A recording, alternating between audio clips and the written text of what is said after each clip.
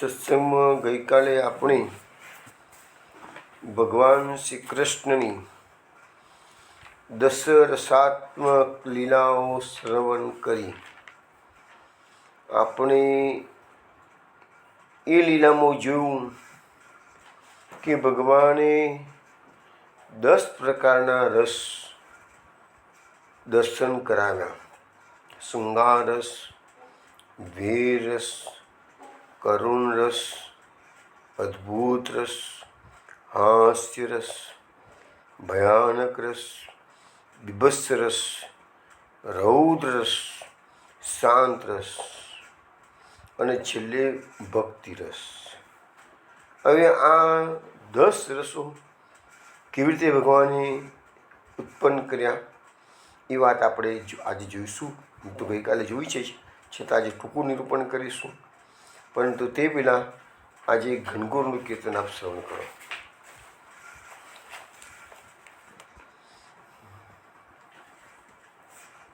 कहत जशोदा सब सखियन सो आवो बेठो मंगल गावो. कहत जशोदा सब सखियन सो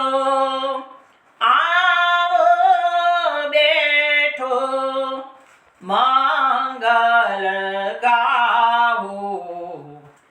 हे गण गोर की तीज रंगीली, मदन मोहन को लाड लड़ावो.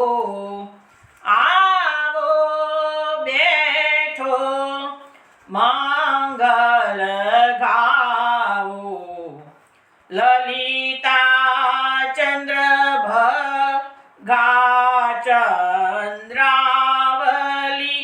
बेग जाय राधा ले आवो. श्यामा चतुरा रसिका भामा, तुम पिय को सिंगार बनावो. आवो बैठो मंगल गावो. कमला चंपा कुमुदा सुमना, पहोप मालले उर पहिरावो. ध्याया दुर्गा हर खा बहुला, ले दर्पण कर बेनो गहावो.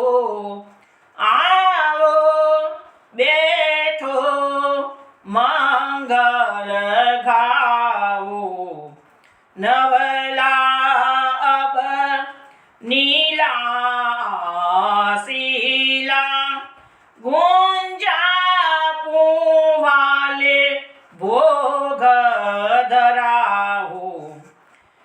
हीरा रत्ना मैना मोहला, ले बीना तुम तान सुनाओ. आवो बैठो मंगल गाओ. घूमर खेलो मन रस जेलो, नेह मेह बर खाबर खाओ.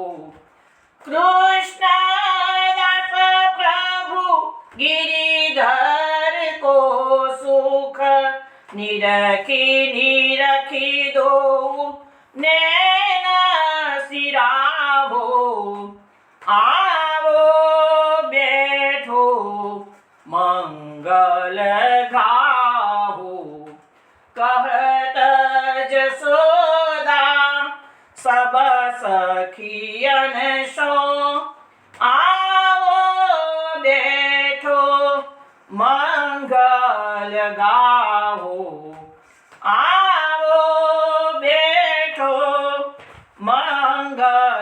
ગાવું.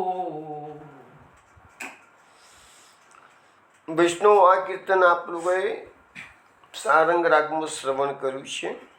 આ એક કીર્તનની વિશિષ્ટતા એ છે કે આમાં ભગવાનની ઘણી સખીઓના ગોપીઓના નામ આપેલા છે. તમને આ પુષ્ટિ માર્ગમાં તો અનેક કીર્તનો છે, આટલા બધા સખીઓના નામ આ સિવાય કોઈ કીર્તનમાં જોવા મળતા નથી. હવે આજે એકચ્યુઅલી જોવા જઈએ ને તો ચોથ છે, તીજ હતી નહીં, ગઈકાલે બીજ ગઈ, સીધી ચોથ આવી ગઈ, તીજનો ક્ષય હતો. આ કીર્તન જે છે ને એ તીજના ગૌણગરનું રંગીલી ઉત્સવનું છે.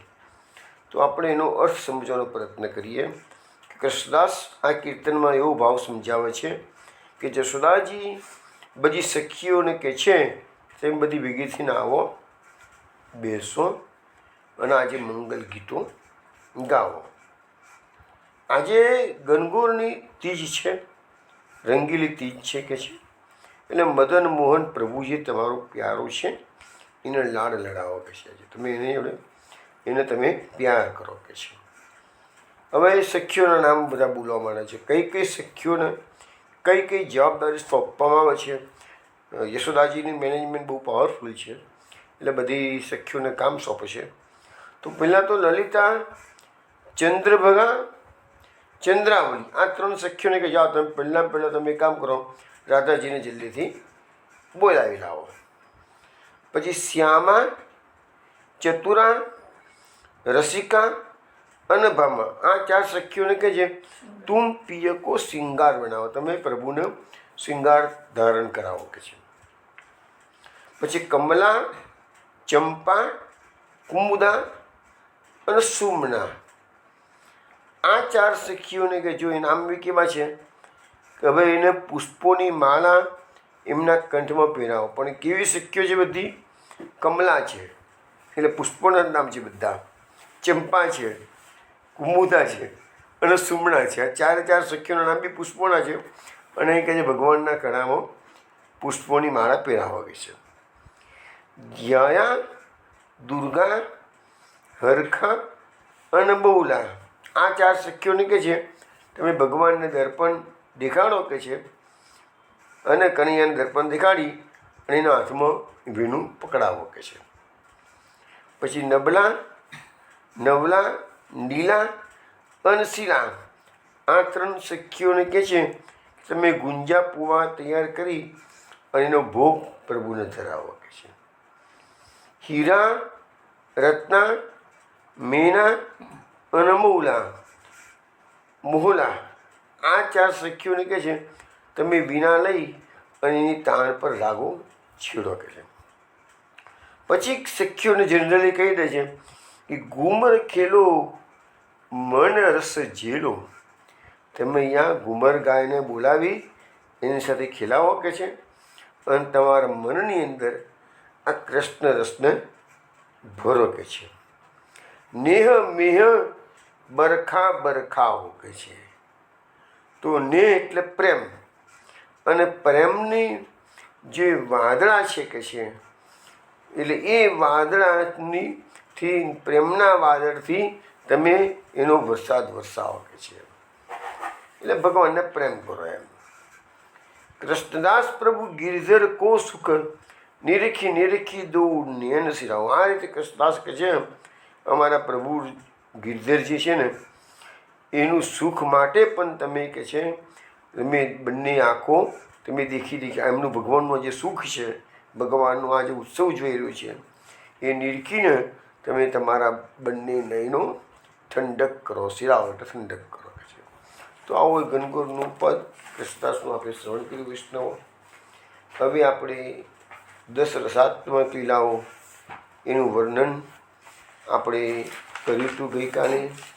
એકદમ ટૂંકામાં નિરૂપણ આપણે કરી લઈએ છીએ અત્યારે કે જોયું હતું ગઈકાલે આપણે કે ભગવાને જે 10 રસ ઉત્પન્ન કર્યા એમાં શરૂઆતના જે 5 રસ છે એ ચકોર પક્ષીના જેવો અવાજ કરીને શૃંગાર રસ, ક્રૌંચ પક્ષીના જેવો અવાજ કરીને વીર રસ, ચક્રાવાહ નામના પક્ષીનો જેવો અવાજ કરીને કરુણ રસ, ભરદ્વાજ નામના પક્ષીના જેવો અવાજ કરીને અદ્ભુત રસ, અને મયુરના જેવો અવાજ કરીને હાસ્ય રસ. ભગવાન આ બધા પક્ષીઓના અવાજની નકલ કરી શકે છે. નકલ એટલે કેવી?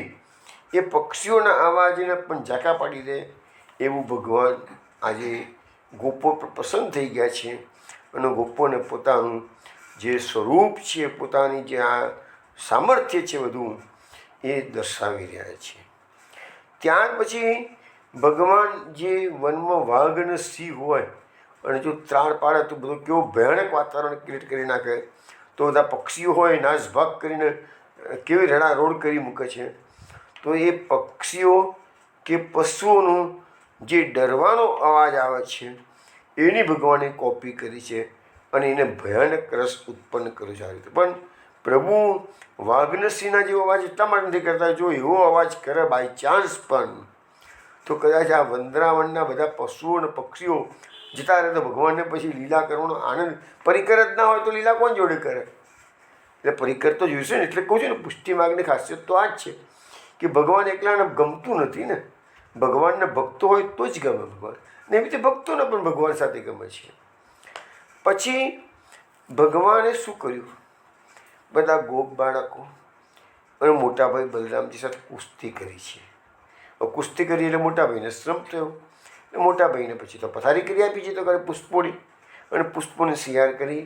એટલે બલરામજી મોટાભાઈ કોઈના ખોળામાં, કોઈ ગોપના ખોળામાં મસ્તક મૂકીને ભૂંડે છે. તો ભગવાને મોટાભાઈ બલરામજીની ચરણ સેવા કરી છે. તો એને અહીંયા મહાપ્રભુજી કહે છે બીભત્સ રસ કહેવાય. કારણ કે કૃષ્ણ જગતનો નાથ છે, પણ આજે એ નાના ભાઈની તરીકે સેવા કરી રહ્યા છે માટે એને બીભત્સ રસ કીધું છે. પછી જે કુસ્તી કરી, થોડા પહેલાં કીધું કુસ્તી કરતા હતા તેનાથી ભગવાને રૌદ્ર રસ પ્રકટ કર્યો છે.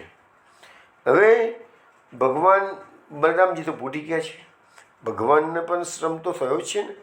એટલે બધા ગોપ બાળકો ભેગા થઈ અને વૃક્ષોના મૂળમાં પથારી કરી છે, પલ્લવોની પથારી કરી છે. એટલે ભગવાન પોઢી ગયા છે. કોઈ ગોપના ખોળામાં માથું મૂક્યું છે તો બીજા ગોપ એની શરણ સેવા કરે છે. તો જે ગોપના ખોળામાં માથું મૂકીને પલ્લવોની પથારી કરી છે તો મહાપ્રભુજી કહે છે શાંત રસ પ્રકટ કર્યો છે. હવે કેટલાક ગોપો ભગવાનની ચરણ સેવા કરે છે, કેટલાક ગોપો ભગવાનને ભીંજનો કરે છે, મીન્સ પવન નાખે છે. તો આ ભગવાનની ભક્તિ છે. એ ભક્તિ એ 10મું રસ છે. આપણા શાસ્ત્રોમાં 9 રસના પ્રકારોનું અનેક વાર વર્ણન આવે, ઇવન ભાગવતમાં પણ આવશે છે. જ્યારે આવશે ત્યારે તમને સમજાવતો જઈશ. પરંતુ 10મું ભક્તિ રસ તો મહાપ્રભુજી બતાવી રહ્યા છે, શાસ્ત્રો નથી બતાવતા, એ વસ્તુ મહાપ્રભુજી બતાવે છે. તો મહાપ્રભુજીએ કીધું છે કે આ જે હવે જે ગોપોએ પથારી કરી છે ને, સૈયા તૈયાર કરી છે ને ભગવાન માટે, તો મહાપ્રભુજી ભાગવતમાં નથી લખ્યું, પણ મહાપ્રભુજી સુબોધનીમાં એવું જણાવે છે કે ગોપો સખાઓ તો ભગવાનના અનેક છે, તો ભગવાન કોની સેવા સ્વીકાર કરે, કોની સેવા સ્વીકાર ના કરે, તો પછી એની અંદર વૈમનસ્ય ઊભું થાય. ભગવાન પોતાના અનેક રૂપો પ્રકટ કર્યા છે આ જગા પર, અને જેટલા ગોપોએ, પેલો ગોપ કહે છે હું સરસ પથારી કરું મારા ઠાકોરજી, મારા પ્રભુ માટે, મારા સખા માટે. બીજો કહે છે હું એનાથી સરસ કરું, ત્રીજું કે હું નથી સરસ કરું, ચોથો કે હું નથી. ભગવાન કે તમે ચિંતા ના કરો, તમારા બધાની સેવા હું અંગીકાર કરું છું. કેમ? આપણો પ્રભુ કેવો છે? તનક તુલસી દલ માનત ભારી સેવા. આ કૃષ્ણની ખાસિયતો છે. પ્રભુને તમે નાનકડી બી સેવા કરશો, રાઈ જીતની સેવા કો માનત મેરુ સમાન. એટલે ભગવાને કોઈ ગોપને દુઃખ ના થાય. એટલે જેટલા ગોપોએ જેટલી સૈયાઓ તૈયાર કરી હતી, ભગવાને દરેકની સેવા અલગ અલગ સ્વરૂપો ધારણ કરીને સ્વીકારી છે. અને આ ભગવાનનું જે સામર્થ્ય છે એ કોઈ અવતારમાં જોવા નથી મળતું. બીજું, જે ગોપો પથારી નથી કરી શક્યા, સૈયા તૈયાર નથી કરી શક્યા, તેવા ગોપોને ભગવાને કીધું ચાલ તું, એટલે એ ગોપો જાતે જ કીધું છે કે ભગવાનની ચરણ સેવા કરી છે. કોઈ ગોપોએ વીંજનો પવન નાખવા મળે છે ભગવાનને. તો દરેકે દરેકની કોઈક ને કોઈક સેવા છે કે છે. તો આ જે છે સેવા એને ભક્તિ રસ છે. હવે મહાપ્રભુજી સમજાવે છે કે અહીંયા જે ભગવાનના બધાએ જે એમને ચરણ સેવા કરી છે તો એને અહીંયા પાદ સેવન ભક્તિ મહાપ્રભુજી નથી કીધી, પરંતુ દાસ્ય ભક્તિ કહે છે. હવે છે સખા, પણ સખા પછી એ લોકોએ ભગવાનનું દાસ્ય પણ સ્વીકાર્યું છે. એટલા સખા નથી, સખા અને દાસ્ય. તો અહીંયા પાંચ સેવન ભક્તિ તો કોની છે? લક્ષ્મીજીની છે પાંચ સેવન ભક્તિ. એટલે સખાઓ કહે છે કે ના, અમે તો દાસ છે તારા. લક્ષ્મીજીને એમનું કામ લક્ષ્મીજીને કરવા દો, અમારે નથી કરવું કે છે.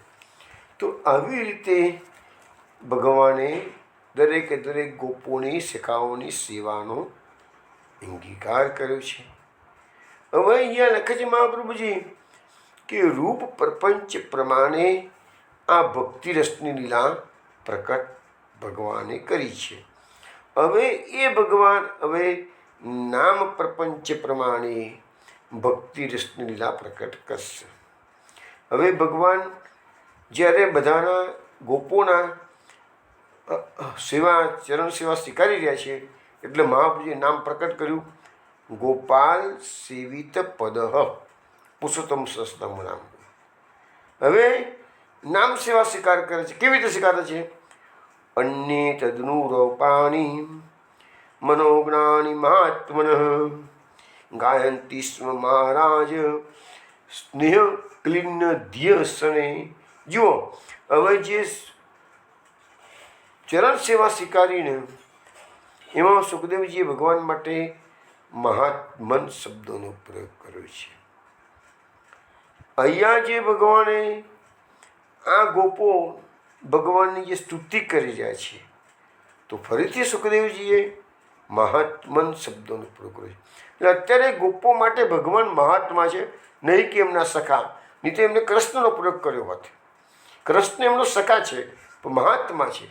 મહાત્મા એટલે એ બધાથી ઊંચી કક્ષાનો આત્મા છે, માટે એમને એની ચરણ સેવા કરી છે. લખ્યું છે કે હવે એ ગોપો ચરણ સેવા તો કરી, નામ સેવા કરવાની છે. એટલે સ્નેહથી આદ્ર બુદ્ધિવાળા બધા થયા. જોવું ને, ભક્તિ માર્ગની ખાસિયતો ભાગવતમાં સાથે સાથે મહાપ્રભુજી આપણને બહુ જ ઇન્ડિકેટ કરી રહ્યા છે કે સ્નેહથી આર્દ્ર બુદ્ધિવાળા આ સેવાનું એક લક્ષણ છે, મુખ્ય લક્ષણ છે. સ્નેહથી જ તમે સેવા કરો. સ્નેહથી સેવા કરશો તો જ એ ભક્તિ કહેવાશે. તો બીજા ગોપો જ્યાં આ ચરણ સેવા ના કરી શક્યા હોય, પંખાની સેવા ના કરી શક્યા હોય, સૈયાની સેવા ના કરી, એ બધા સેવકો બધા સખાઓ તો હજારો છે. તો શું કર્યું એ લોકોએ મહાત્મા ભગવાનના મનોહર અને એમને અનુરૂપ ચરિત્રનું ધીમે ધીમે ગાન કરતા હતા.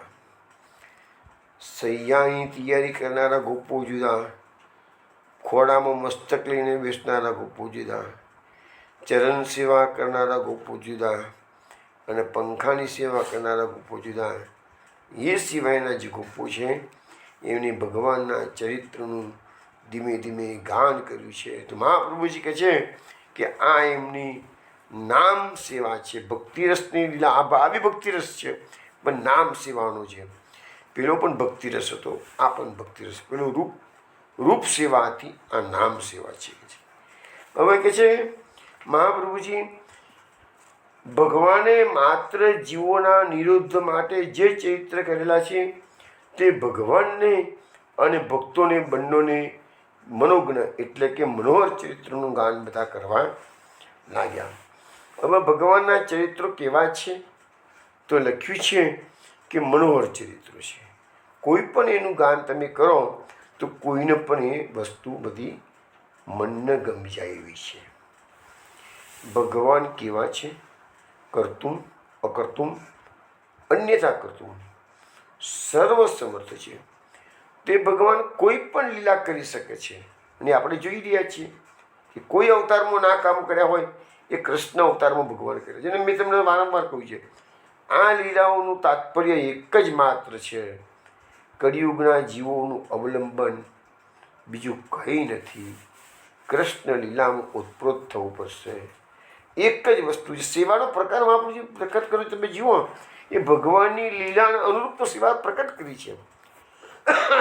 જે ઉત્સવો આપણા ત્યાં પુષ્ટિ માર્ગમાં આવે છે એની પાછળ શાશ્વત કલ્પની કોઈક ને કોઈક લીલા ઇન્ડિકેટ કરેલી જ છે. જીવે ભગવાનનું મહાત્મ્ય જાણી ભગવાનનું કીર્તન કરવું જોઈએ. હવે મહાપ્રભુજી સુબોધનીજીમાં કીર્તનની વ્યાખ્યા આપી છે. કીર્તન એટલે શું? તો લખ્યું છે, ગાનમ રાગાનુસારેણ ભાગવત ગુણોપનિબાંધા યુક્તાનામ કીર્તન.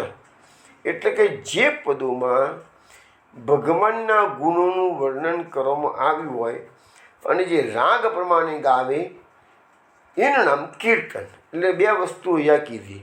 કીર્તન શબ્દની અંદર બે વસ્તુ હોવી જોઈએ. એક તો રાગથી ગાવાની વાત કરી છે અને બીજું એમાં ભગવાનના ગુણોનું વર્ણન આવું છે. હવે આપણા ત્યાં સામાન્ય રીતે હું કહું છું ને કે બે પ્રકારના કીર્તનો બહુ પ્રચલિત છે. એક તો લીલાત્મક પદો કે જેમાં ભગવાનની લીલા, મોટા ભાગના પદો આપણા લીલાત્મક જ છે, વધારે મેજોરિટી.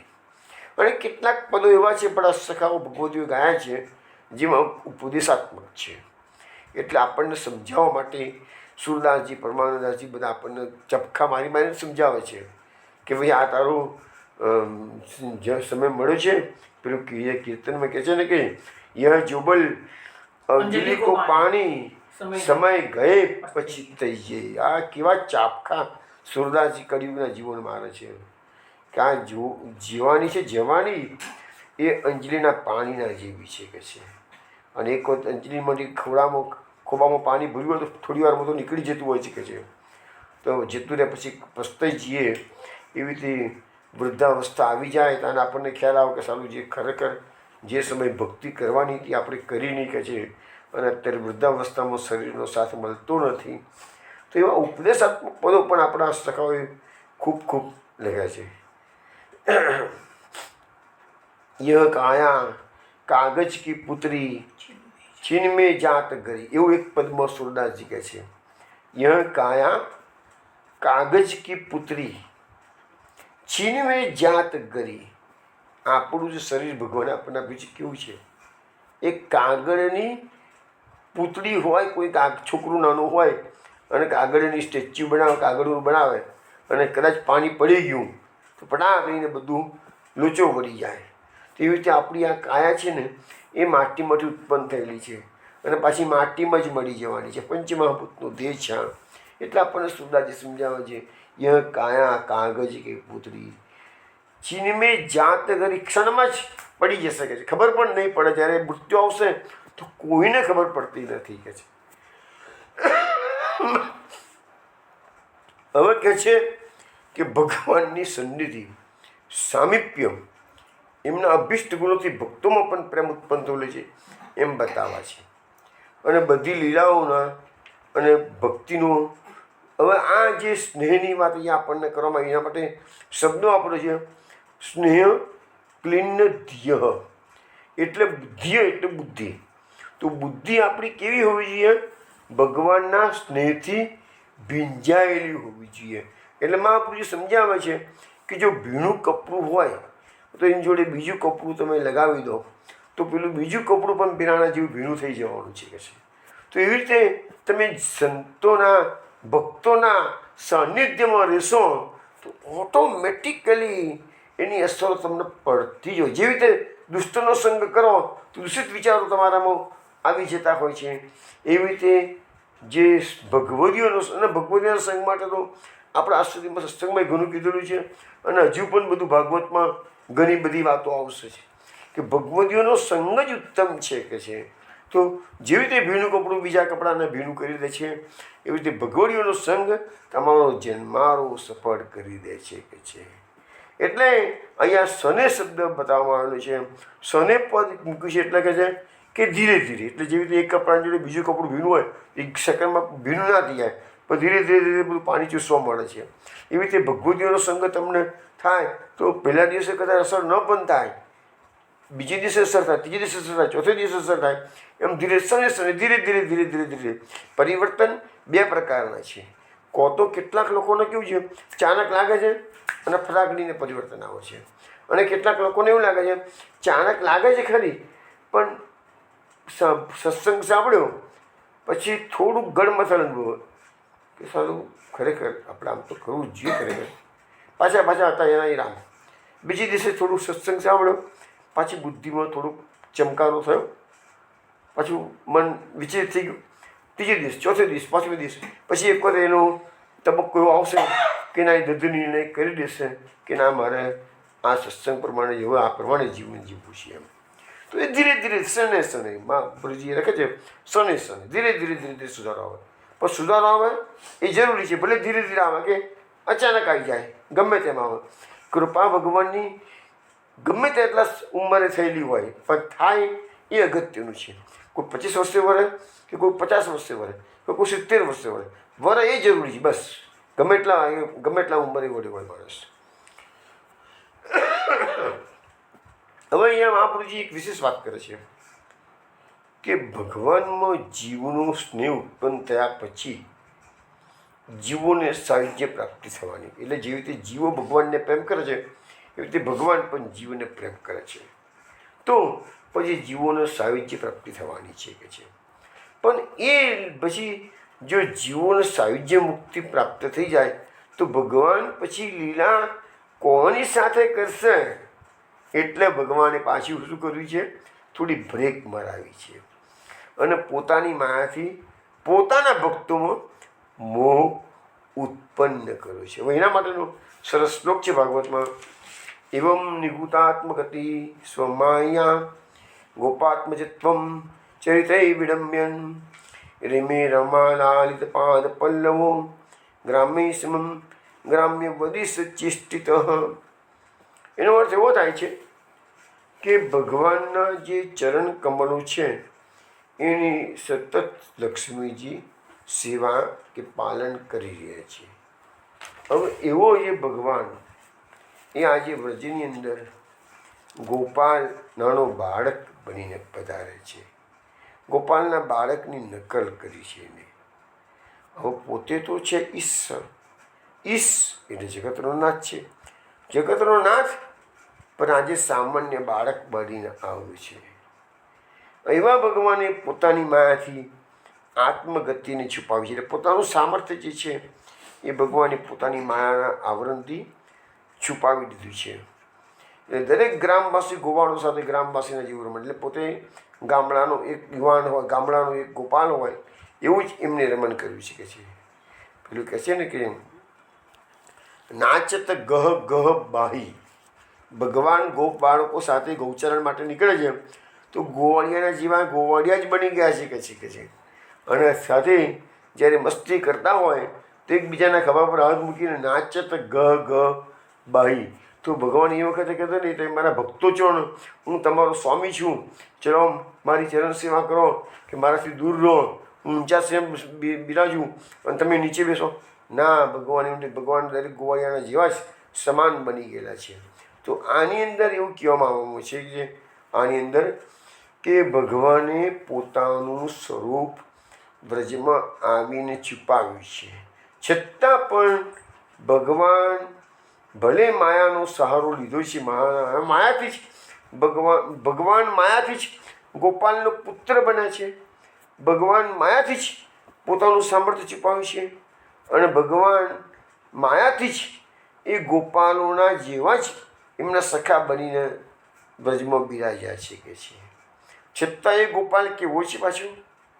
ઈષ્ટની સમાન ચેષ્ટાવાળા. એટલે સમયે પેલા વ્રજવાસીઓને પોતાનું સામર્થ્ય બતાવી રહ્યા છે.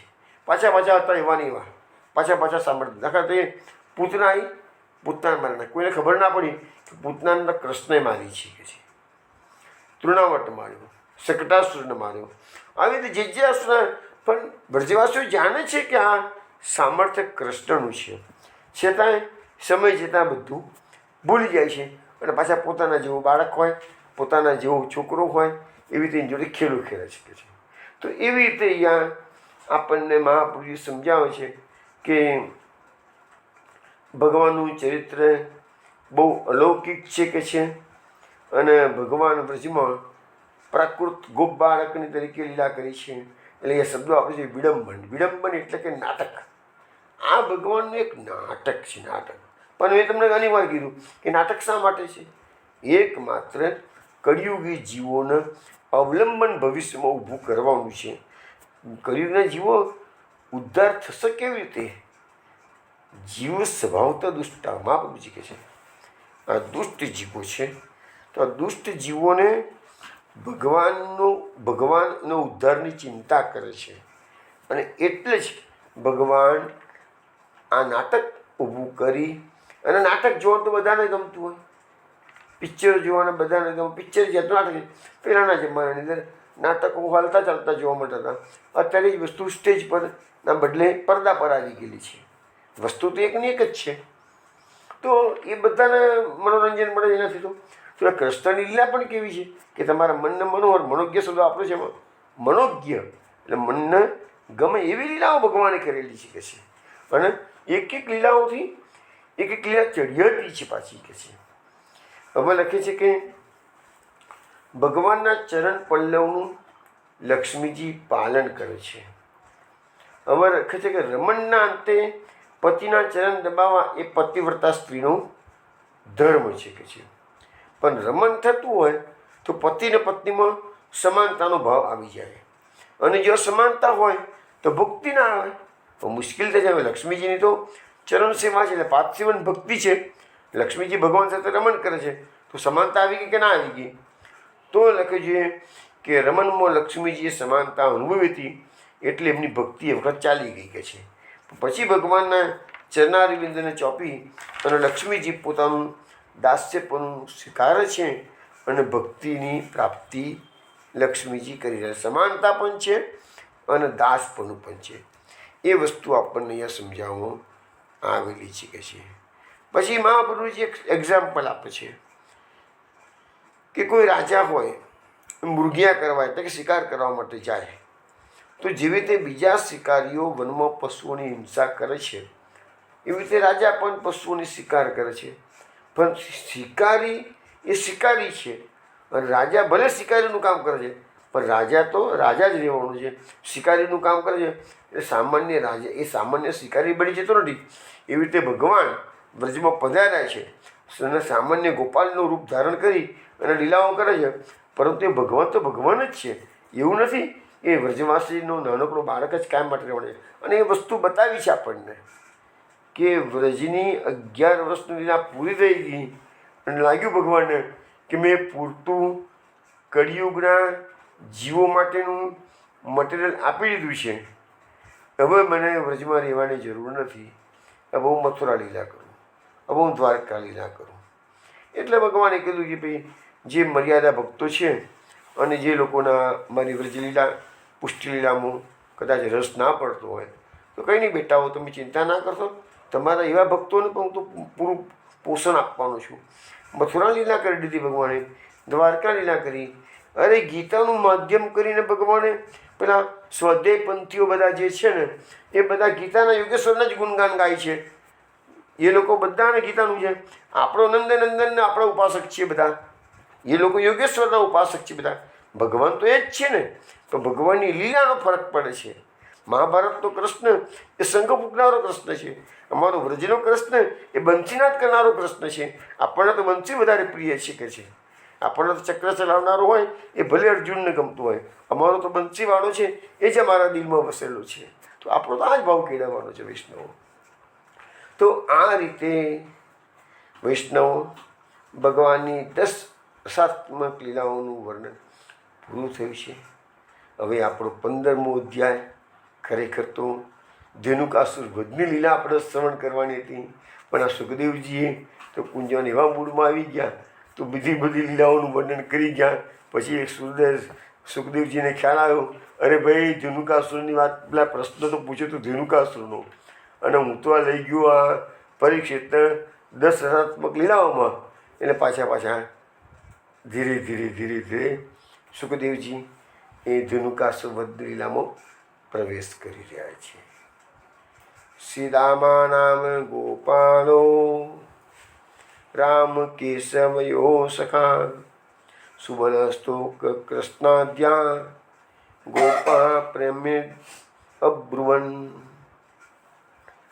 એટલે કે છે બલરામજી અને શ્રી કૃષ્ણના શ્રીરામા નામના મિત્રે એટલે કે ગોવાણે સુબલ અને સ્ટોક કૃષ્ણ વગેરે ગોપોએ પ્રેમથી ભગવાનને કહ્યું. હવે જો અહીંયા ભગવાનના 3 સખાના નામ આપવામાં આવેલા છે, શ્રીરામા, સુબલ અને સ્તોક કૃષ્ણ. પ્રશ્નોત્તરી આપણી જે ચાલે છે એમાં એક વખત એક પ્રશ્ન આપણો આવ્યો હતો કે ભગવાનના એવા 3 સખાના નામ આપો કે જેનો સુખદેવજીએ ભાગવતમાં 2 વાર ઉલ્લેખ કરેલો છે. તો એક આ ઉલ્લેખ છે અને હજુ પછી આપણે બીજા એક અધ્યાયની અંદર એનો ઉલ્લેખ આઈ થિંક 22મા અધ્યાયમાં એનો ઉલ્લેખ છે 90%. તો 22મા અધ્યાયની અંદર ભગવાનના 10 સખાઓના નામ છે, એમાં 3 સખાના નામ છે. તો એવી રીતે મેં કીધું 2 વખતે 3 સખાઓના નામનો ઉલ્લેખ આવે છે. એવો એક પ્રશ્ન આપણો હતો. હવે અહીંયા મહાપ્રભુજી આની સુબોધનીજીમાં કહે છે કે ભાઈ આ જે સીતામા છે એ નંદવંશમાં ઉત્પન્ન થયેલો ગોવાળ છે. એટલે બલરામજી અને શ્રી કૃષ્ણનો એ સખા છે કે છે. પછી બીજા 2 જે સખા છે સુબલ અને સ્તોક કૃષ્ણ. તો સુબલ છે એ બલરામજીનો સખા છે, અનુચર છે કે છે, અને સ્તોક કૃષ્ણ છે એ ભગવાન શ્રી કૃષ્ણનો અનુચર છે, સખા છે. એટલે 3 સખાઓના નામ આપ્યા. જે શ્રીરામા છે એ બંનેનો સખા છે, સુબલ છે એ બલરામજીનો સખા છે, સ્તોક કૃષ્ણ છે એ કૃષ્ણનો સખા છે. એ 3 સખાના પણ એ 3 સખાઓ ભેગા થઈ અને શું વિનંતી કરે છે જોઈએ. રામ રામ મહાબાહો કૃષ્ણ દુષ્ટ નિબર્હન હિતો વિદુરે સુમહદ વનમ તાલાલી સંકુલમ ફલાની તત્ર ભૂરીણી પતંતી પતિતાની ચ સંતિ કિંતુ અવરુદ્ધાની ધેનુ કેન દુરાત્મના. 2 શ્લોકો બોલ્યો હું. એ બંનેનો અર્થ એવો થાય છે, હે રામ એ મહાબાહુ, હે દુષ્ટોનો નાશ કરનારા શ્રી કૃષ્ણ, અહીંથી નજીકમાં તાળની હારોથી ભરપૂર, તાળના વૃક્ષોથી ભરપૂર મોટું વન છે.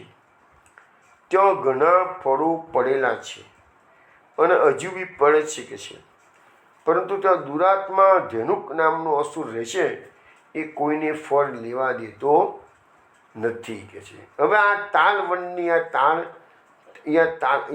તાલાલી સંકુલમ શું વાપરો છે, એટલે તાલના વૃક્ષોનો સમૂહ જ્યાં હોય એવું વન, એટલે કે તાલવન. આપણે જે યાત્રા કરવા જઈએ છીએ એ આપણી વ્રજયાત્રા એટલે શું છે? ઘણા લોકો મને પૂછતા હોય છે કે ભાઈ અમે 84 કોષની પરિક્રમા 84 જે 40 દિવસની થતી હોય અમે નથી કરી શકતા, તો અમારે એમને એમ ગાડીમાં યાત્રા કરવી હોય તો શું કરવું? તો હું કહું કે ભાઈ 40 દિવસમાં જે વસ્તુ થઈ છે એ વસ્તુ તમારે ગાડીમાં કરવી હોય તો 10 થી 15 દિવસની અંદર તમે કરી શકો. તો મુખ્યત્વે આટલું કવર કરવાનું કે મહાપ્રભુજીની 22 બેઠકોમાં તમારે જવાનું. બીજું, વ્રજની અંદર 12 વન છે અને 12 ઉપવન છે.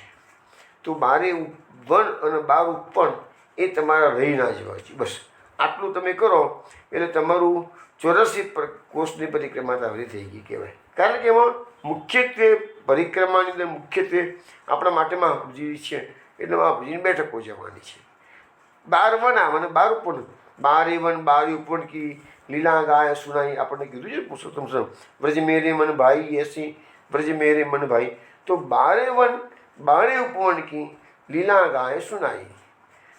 પુરુષોત્તમ પ્રભુ કરત સકલ બળ આવા ગમન મિટાઈ. તો એ કહે છે ને કે આવા ગમન માટે મારું મટી જશે. ઇવન દયારામભાઈએ પણ ગાયેલું છે કે છે જેની 84 કોષની પરિક્રમા કરી તેને 84 નથી ભૂમવું. દયારામભાઈ બોલે છે. તો આટલું બધું મહત્વ છે પરિક્રમાનું. તો આ પરિક્રમાની અંદર જે 12 વન છે એમાં તાલ વન એ બીજા નંબરનું વન છે. જે લોકો 84 કોષની પરિક્રમા કરીને ખ્યાલ આવશે કે મથુરાથી મુકામ ઉપરીને પહેલો મધુવન જાય છે. બીજા દિવસે યાત્રા મધુવનથી કમોદવન જઈને પાછી મધુવન આવે છે. તો મધુવનથી કમોદવન જાય તો વચ્ચે આ તાલવન આવે છે. જે ધેનુકાસુરને બલરામજીએ માર્યો હતો એ વનનું નામ છે તાલવન. આજે પણ બળદેવજીની એ જગા છે, બલરામજીનું મંદિર છે અને બળભદ્ર કુંડ પણ ત્યાં આગળ. કારણ કે મૂળ એ જગા બલદેવજીના નામથી જાણીતી થયેલી છે કે બલદેવજીએ ધેનુકાસુરને ત્યાં માર્યો છે. તો એ જગા છે, એ જગા મધુવનથી કમોદવન જાઓ તો 11 કિલોમીટર થાય છે. અને કમોદવનથી પાછું એ જ હેલો પહેલાંના જમાનામાં યાત્રા ઉપડતી હતી. તો મધુવનથી યાત્રા ઉપડી અને કમોદવન જઈ અને કુમુદવનની અંદર પાલ પડતા હતા. હવે બધા ધીરે ધીરે બધું યાત્રાનું સ્વરૂપ બદલાવા માંડ્યું છે. એટલે છેલ્લા કેટલાય વર્ષોથી મધુવનથી યાત્રા કમોદવન જાય છે ખરી, પણ પાલ તો પાછા મધુવનમાં જ રાખે છે. એટલે એવો હેલો પાડે છે કે મધુવનથી તાલવન જઈ કમોદવન જઈ અને પાછા મધુવનના મુકામ પર આવી જવું. એટલે 11 દૂની 22 કિલોમીટર એ દેશ ચાલવાનું થતું હોય છે.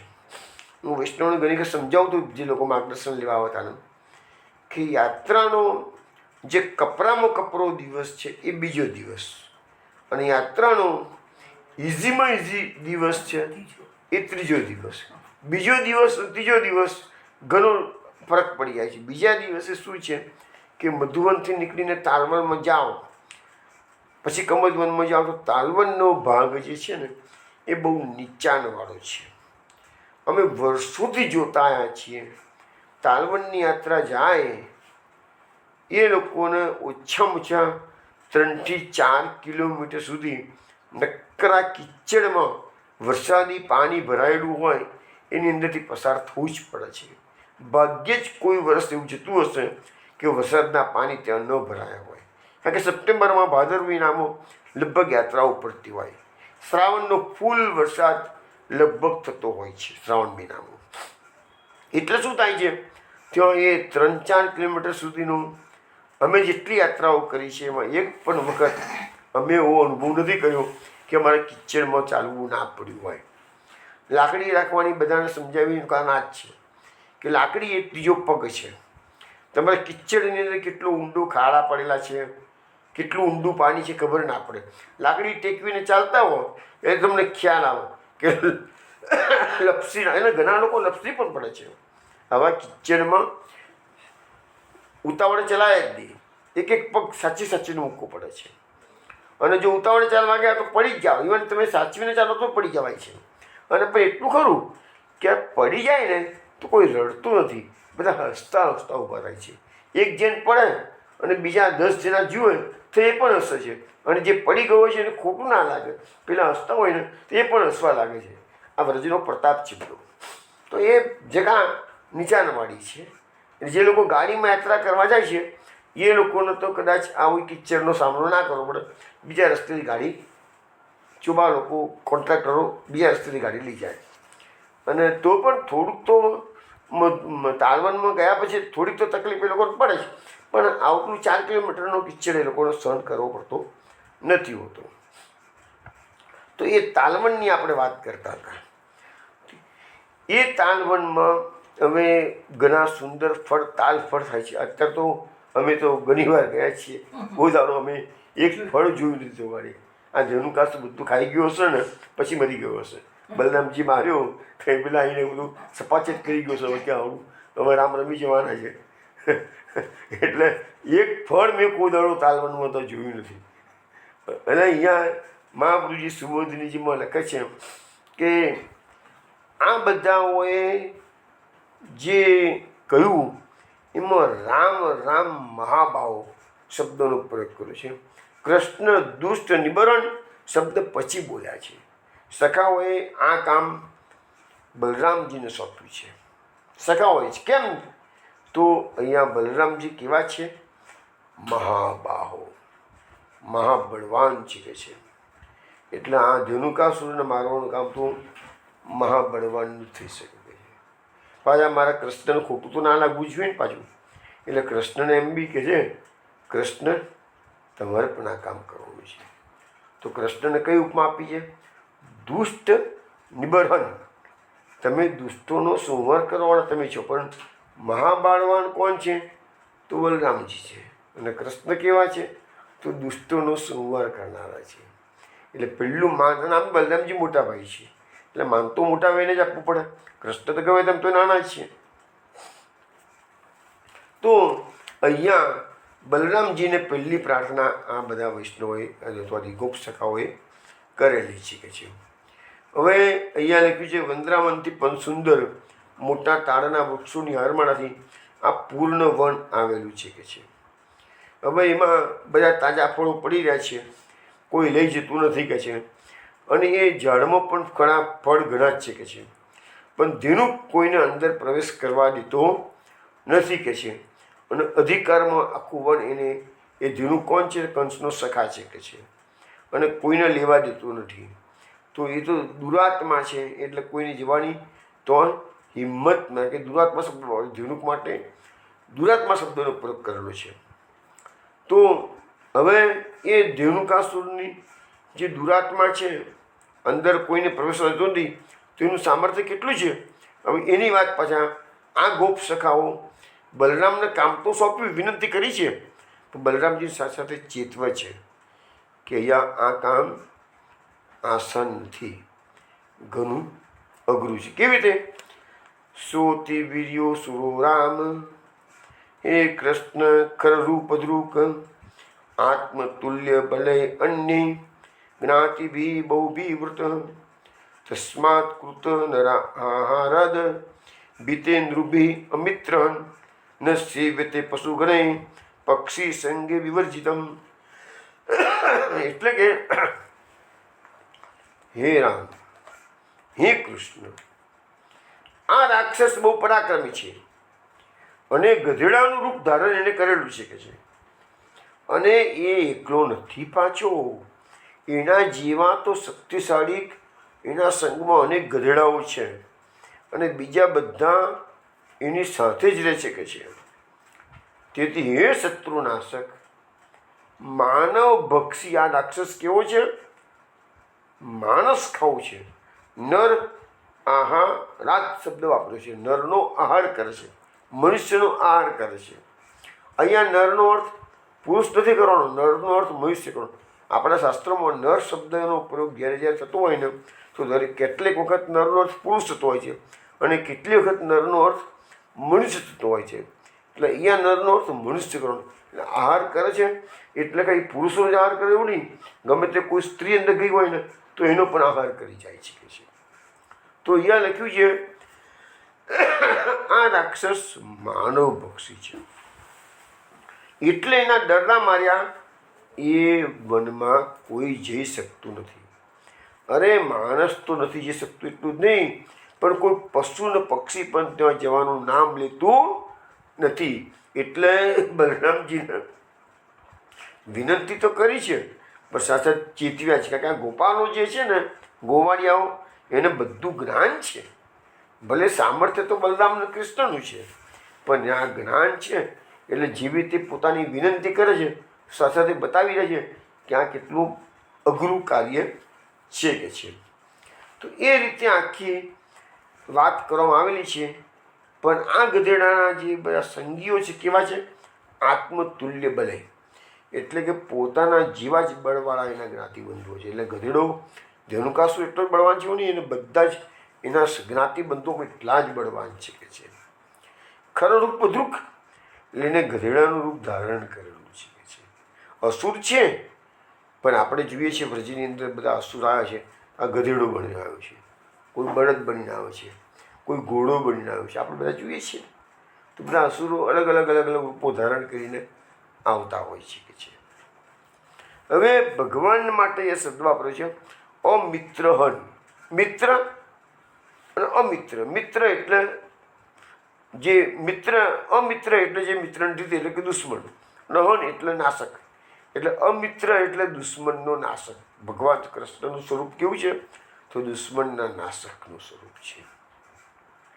મહાપ્રભુજીએ સમજાવ્યું છે, જો ગોપોને ખબર છે કે આ સ્થાન આટલું ભયાનક છે, તો પછી એ ગોપો બલરામ અને શ્રી કૃષ્ણને શું કરવા અંદર જવા માટેની વિનંતી કરે છે? મહાપ્રભુજીનું ક્લેરિફિકેશન આપે છે. શ્રી મહાપ્રભુજીએ આનું રહસ્ય સમજાવ્યું છે કે ભગવાનના આવા ધર્મો ગોપોના હૃદયમાં હંમેશા સ્ફુરિત રહે છે. એટલે આવા ભયજનક સ્નાનમાં જવાની ભગવાનની પ્રાર્થના આ ગોપોએ કરી. કેમ કે ભગવાન શત્રુનાશક છે. એવી સ્ફૂર્તિ ગોપોના હૃદયમાં ન હોત તો કદી આવી ભયજનક જવા પ્રાર્થના એ ભગવાનને કરત જ નહીં. કેમ કે અગાઉના શ્લોકમાં પણ આપણે કીધેલું છે, પ્રેમને એકદમ અબ્રોન.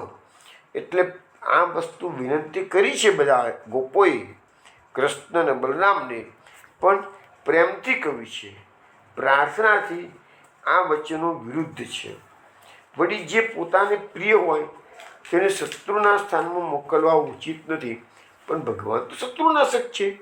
એવી ભાવના ગોપોના હૃદયમાં દધતી.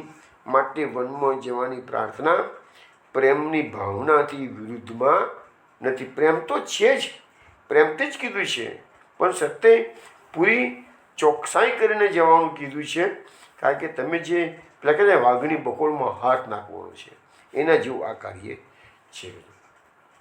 પાછા સમજાવવામાં આવે છે કે આ વનમાં તો કોઈ પૃથ્વી પર ચરનાર કે આકાશમાં ઉડનાર પક્ષીઓ પણ અહીંયા જવાની હિંમત કરતા નથી. આકાશમાંથી પક્ષીઓ ઉડીને જતા રહે, પણ એના ઝાડ પર બેસવાની પણ હિંમત નથી કરતા. એટલો બધો મહાબળવાન આ રાક્ષસ છે કે છે. તો તમે આ ધનુકાસુરનો વધ કરશો તો જ આ ફળ અમને ખાવા મળશે. આગળના શ્લોકોમાં કહે છે, વિદ્યંતે ભુક્ત પૂર્વાણી ફલાની સુરભીની ચ એ સમય સુરભીર્ગંધો વિસુચિનો વગૃહ્યતે પ્રચ્યતાની ન કૃષ્ણ ગંધલો વિચેતસામ વાંચાસીન મહતી રામ ગમ્યતામ યદિ રોચતે. એટલે શું કહે છે કે આ વનમાં અમે લોકોએ પૂર્વે ક્યારેય ખાધ્યા નથી એવા સુગંધિત ફળો છે. હવે સુગંધની આ બહાર આ લોકો બધા અત્યારે તાલવનની બહાર ઊભા છે, અને તાલવનના જે સુંદર સુંદર પાકેલા ફળો નીચે પડ્યા છે એનો રસો બહાર નીકળે છે. તેની વાસ સુગંધ આ દૂરથી આ બધાને આવી રહી છે. એટલે કે છે કે એનો અનુભવ કર્યો છે આ લોકોએ. મીઠાશનો અનુભવ નથી કર્યો, એની સુગંધીનો અનુભવ કર્યો છે. અને સુગંધી પરથી એવો ખ્યાલ આવી જાય કે આટલી સુગંધી જેની વસ્તુ હશે તો એની સ્વાદિષ્ટ ફળ, એ ફળો પણ સ્વાદિષ્ટ હશે છે. તો સુગંધિત ફળો છે. ફળોની ચારે તરફ સુગંધ આવી રહેલી છે. એ સુગંધથી અમારા ચિત્તમાં એ ફળો ખાવાનો લોભ ઉત્પન્ન થયો છે. માટે હે કૃષ્ણ, એ ફળો તમે અમને લાવી આપો. એ ફળો ખાવાની અમારી ઘણી ઈચ્છા છે. માટે હે રામ, આપનું મન માને તો આપ એ વનમાં જાઓ. એટલે ગોપોએ ચોખ્ખું ચોખ્ખું કહી દીધું કે કામ ઘણું અઘરું છે. અમારી ઈચ્છા ભલે ગમે તેવી હોય, પણ તમને યોગ્ય લાગે ને તો જ આ કાર્ય કરજો.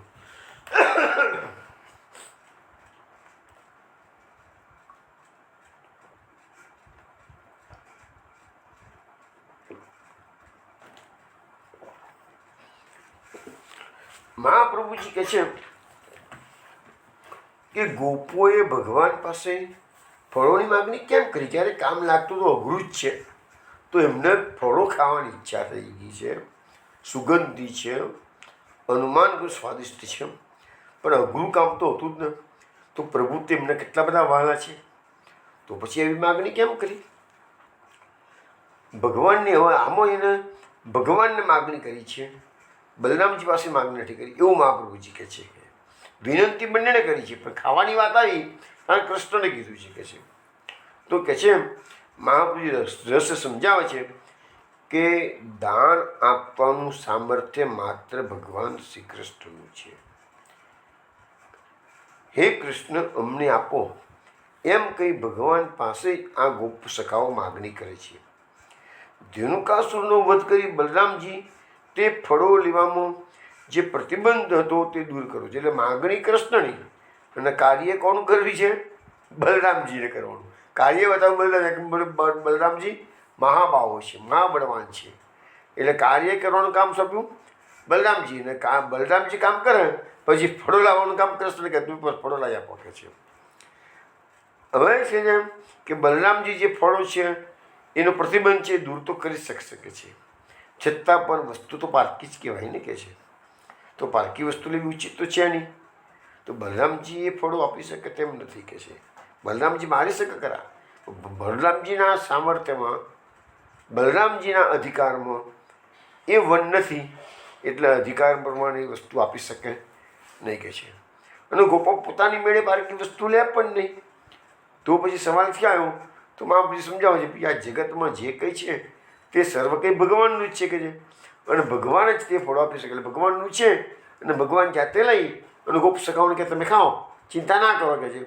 તો પછી એમાં કશું વાંધો નથી. માટે આ ગોપ સખાઓએ ફળોની માગણી કૃષ્ણ પાસે કરી છે અને મારવાની માગણી, દુષ્ટને મારવાની, સંહાર કરવાની માગણી બલરામજી પાસે કરી છે. આ એવું ભાગવતમાં સ્પષ્ટ લખ્યું નથી. બલરામ મહાપ્રભુજીની સુબોધરીજીમાં આ રીતે એનો ઉલ્લેખ કરેલો છે. હવે લખે છે કે તો આવી અઘરી વસ્તુથી તો ગોપોને ફળો ખાવાની ઈચ્છા કેમ થઈ ગઈ કે છે? તો લખે છે મહાપ્રભુજી ગંધ લોભિત ચેતસામ, એ ફળોનું સુગંધથી એમના ચિત્તમાં ખાવાનો લોભ જાગ્યો છે. અને એમને થયું કે ભગવાન તો અમારી બધી ઈચ્છા પૂરી કરે છે. ભગવાન જેના પ્રસન્ન હોય એને તો ચિંતા. ખરેખર તો જોવા જઈએ ને તો પુષ્ટિ માર્ગમાં આપણો માર્ગ કેવો છે? નિર્ગુણ ભક્તિ માર્ગ છે. એટલે ભક્તની પાસે ભગવાનને કોઈ માગણી કરવાનો અવકાશ હોતો જ નથી, કારણ કે ભગવાન તો ભક્તના હૃદયની વાત જાણતો જ હોય છે. પણ છતાં અહીંયા તો લીલા છે એટલે ફળો ખાવાની ઈચ્છા એમને પ્રકટ કરેલી છે. અને બલરામ ભગવાન પણ શું છે કે વ્રજવાસીઓના સુખ માટે તો બ્રજમાં પધારે છે. વ્રજવાસી વલ્લભ સુધા મેરે જીવન પ્રાણ, ભગવાન તો કામ કરવાના જ છે જેમ પછી. એટલે કે છે. અને પછી એવું પણ લખ્યું છે સુબોધરીજીમાં બલરામજીને પણ ફળો ખાવા માટે ઉત્સુકતા છે, માટે બલરામજીને જવાનું કીધું છે કે તમે જાઓ અને આટલું કામ. પણ એમને છતાં છેલ્લે છેલ્લે બહુ વિવેક વાપર્યો છે ગોપ સખાઓએ. ગમે તામ યદી રોચતે, અમે તો તમને ભલે કહીએ કે છે, પણ તમને જો ગમતું હોય તો જ કરજો આ મારું કામ કે છે. યોગ્ય લાગે તો જ કરજો, ના લાગે તો કશો વાંધો નથી. અમારો કોઈ દુરાગ્રહ નથી, અમે ખાલી વિનંતી છે. હવે પુષ્ટિ માર્ગમાં તો પ્રાર્થિત એ વાતો તો કેમ સાત મહાપ્રભુજી કહી દીધું છે, ભગવાનને પ્રાર્થના કરવાની નથી, છતાં અહીંયા કરવામાં આવેલી છે કે છે. જોઈએ શું કે છે આગળ. એવમ સુદવચ શ્રુત્વા શ્રુત પ્રિય ચિકીર્ષયામ પરસ્ય જગમતુર ગોપૈર વૃતો તાલ વનમ પ્રભુ. સખાઓના આવા વચનો સાંભળી સખાનું પ્રિય કરવાની ઈચ્છાથી ગોપોથી વિંતરાયેલા તે બંને ભાઈઓ હસીને તાલવનમાં ગયા. આ બધી વાતો સાંભળી એટલે બંને ભાઈઓએ નિર્ણય કર્યો કે ચલો ભાઈ આપણા સખાઓ છે કે છે, આપણે આપણો પ્રાકટ્ય શા માટે છે? ભક્તો દુષ્ટોનો સંહાર કરવાનું છે અને ભક્તોનું રક્ષણ કરવાનું છે. તો પછી કે દુષ્ટોનો સંહાર કરવા માટે તમે પધાર્યા છીએ. એટલે બંને ભાઈઓએ એ તાળવનમાં પ્રવેશ કર્યો કે છે. મહાપ્રભુ સુબોધજીમાં લખે છે આ ધેનુકાસુર છે ને ગોપોના ધ્યાધ્યાસ રૂપ હતો અને ભગવાને આ બધાનો ધ્યાધ્યાસ દૂર કરવાનો હતો. એટલે ધેનુકાસુરનો નાશ કરવો જ પડશે એવો નિશ્ચય કરી અને એ બધા ગોપોથી મિત્ર એને ગયા. હવે અહીંયા ગોપોથી એ એકલા બંને ભાઈઓ નથી ગયા, પણ લખ્યું છે ગોપોથી વીંટળાઈને ગયેલા છે. ભાગવત બાપાએ લખ્યું છે અને સુબોધનીજીમાં પણ એવો ઉલ્લેખ છે કે છે. અને ગોપોને સાથે લઈને ગયા છે કે મારવાનું કામ બલરામજી કરશે અને બાકી બધું વીણવાનું કામ ગોપ સખાઓ કરશે અને ખાવાનું કામ પણ બધા ભેગા કરી કરશે. તો એટલે બધા સાથે ગયા છે. એટલા બલરામજી નથી ગયા, પરંતુ હું તમને કાલે ગર્ગ સંહિતાની અંદર આ શું લખ્યું ઉલ્લેખ છે બતાવીશ ને. તો ગર્ગ સંહિતામાં એવો ઉલ્લેખ છે કે બલરામજી એકલા જ એ વનમાં પ્રવેશ કરે છે શરૂઆતમાં. પછી બધા ગયા છે. શરૂઆતમાં બલરામજી એકલા જ ગયા છે. ગર્ગ સંહિતામાં ઉલ્લેખ આના કરતાં થોડી ડિટેલ્સમાં વાત કરેલી છે. એ વાતો બધી આપણે કાલે કરીશું. પરંતુ આજે તો તાલવનમાં જઈને એમને જે કર્યું છે એનું થોડુંક વર્ણન આપણે જોઈ લઈએ. બલ પ્રવિશ્ય બાહુભ્યામ તાલાંસન પરિકંપયન ફલાની પાતયામાસ પતંગજ ઇવોજસામ. બલરામજીએ વનમાં પ્રવેશ કરીને હાથીની જેમ તાળના વૃક્ષોને બહુઓથી સારી રીતે હલાવ્યા, એટલે ફળો ટપ નીચે પડવા લાગ્યા. હવે અક્લિષ્ટ કર્મમાં ભગવાન તો દૂર ઊભા રહ્યા. બલરામજીએ વનમાં પ્રવેશ કર્યો અને તાળના વૃક્ષોને સારી રીતે લાવ્યા, એટલે ફળો પડવા લાગ્યા. અને પોતાના બાહુઓનું સામર્થ્ય પ્રકટ કરવા માટે પોતાના બાહુઓથી વૃક્ષોને લાવ્યા. એટલે બસ હવે ફળો નીચે પડવા મળે છે. એ બધી વાતો છે. હવે ફળો પડ્યા એટલે ધેનુકાસુર આવશે કાલે, અને બલરામજી કાલે ધેનુકાસુરને મારશે. કાલ રાત્રે 8 વાગે આપણા લીલા આગળ શ્રવણ કરીશું. જય જય શ્રી ગોકુલેશ.